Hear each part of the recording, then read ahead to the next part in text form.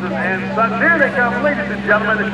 Welcome to the old Rhineback Airshow Showtime. Here comes that great British and Canadian trainer to the Haviland Tiger Ball.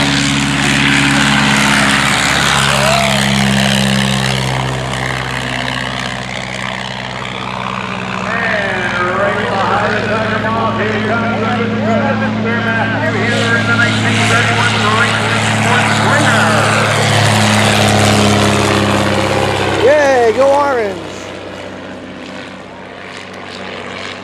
And as these golden biplanes take to the sky, the game will open up our show. We always dedicate our military personnel, past and present. We ask you all to rise and join us in the playing of our national anthem.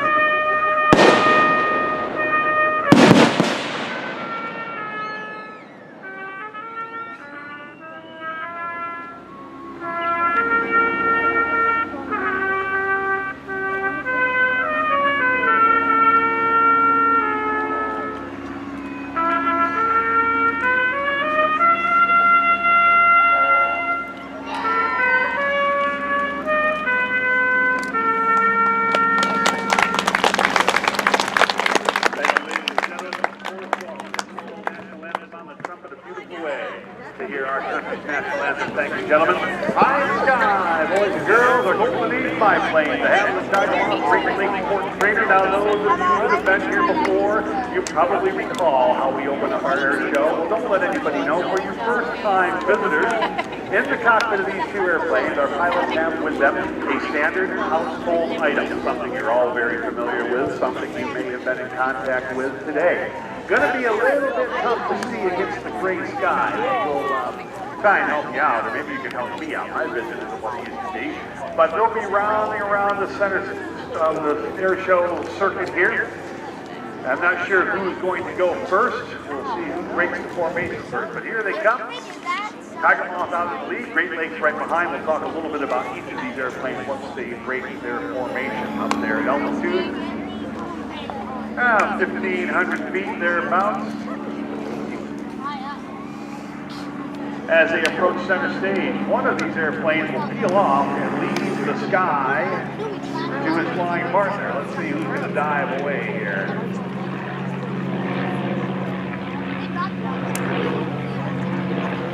It looks like Dave King in the Tiger Moth is going to clear the area. Now watch very carefully for Matt Hewitt to slow that airplane up and watch for this standard household item to come out of the airplane. And if you recognize it, yell out what it is. It is out. If you cannot see it, follow the nose of this beautiful little 1931 Great Lakes built in Cleveland, Ohio. He's gaining on it, coming up on it. Closer, closer, closer, and right there. Anybody see what that is?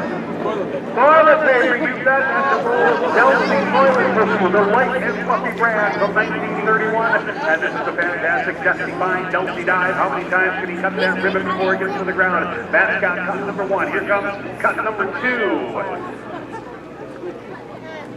As he yanks back on the stick of that Great Lakes. This is one of the really first true aerobatic performing airplanes. In fact, this was flown in competition aerobatics right up through the 1960s. Here comes cut number 3. Until aircraft like the Pitt Special. You can't see the I can't see the video camera. The Great Lakes 1929 design was the premier aerobatic airplane. Can't tell from capturing it out. It's over like the yellow. Yeah. You can see we've got a little west wind up there today. That toilet paper going further and further away. I can still just make it out. Let's see if Matt can find it again one more time. And he's going to line up for cut number I believe, right? I think you got Saw it. that cut. Some days that toilet paper will drop straight in right over the eardrum, and it's just spectacular. All right, 5 cuts to his credit. Matt probably realizes, what, getting a long way from the airfield. Let me come back around, and I'll give you a nice little flyby of my 1931 Great Lakes. Maybe not. Yeah, he's going to pull it up. Dive down towards the field. Here we come, ladies and gentlemen. Built in Cleveland, Ohio. Became a victim of the Great Depression, unfortunately, but one of the classiest, sassiest little aerobatic biplanes of the golden age of aviation. The Great Lakes Port Trainer. 5 cuts to his credit today.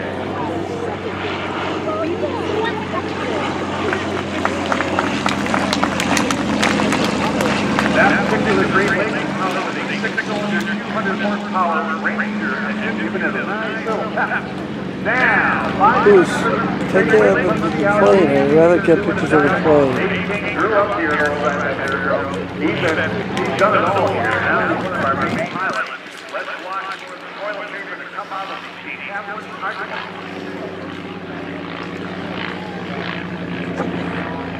Jeffrey de Havilland, the designer of this airplane. Pilot during World War I, aircraft designer. This is a very cool show. There's one roll. Yes, it is. 2 rolls of Delsey toilet tissue out there today. A double Delsey dye. Jeffrey de Havilland opened up his aircraft factory just outside of London right after World War I, in the early 1920s. Look at this, right here in front of us. 2 rolls of Delsey toilet tissue. Can you get them both? There's cut number 1. Yep. And I think we got it. Cut number 2. De Havilland began building a nice series of 2-place biplanes, mainly for training and pleasure flying. In October of 1931, this design, the B-882, was accepted as the primary trainer. Number 3 and 4, I believe he got. Very nicely done. October of 1931, the Tiger Moth was accepted as the primary trainer of the Royal Air Force, and the majority of pilots that flew for Canada and for Great Britain in World War II got their training on this type of machine. Cuts 5 and 6. I don't know if you got one of them. Powered with a 4-cylinder inline inverted Gypsy major engine, producing about 130 horsepower. Close to 9,000 Tiger Moths were manufactured. 8,000 and a couple hundred, I forget the exact figure. Right at you for one more cut. And up and over, and Barnstormer's wing-over maneuver. After World War II, most of these training Tiger Moths were released to the public over in Great Britain and all around Europe, and it became very popular airplane. And I'm trying to get a relation with the trees, so I think I'm getting the plane, but I can't see the plane at all, and I do A find number of it. these Tiger Moths still flying. Here comes Dave King down low with a whole bunch of cuts to his credit in the British film. De Havilland Tiger Moth in the colors of the de Havilland School of Flying.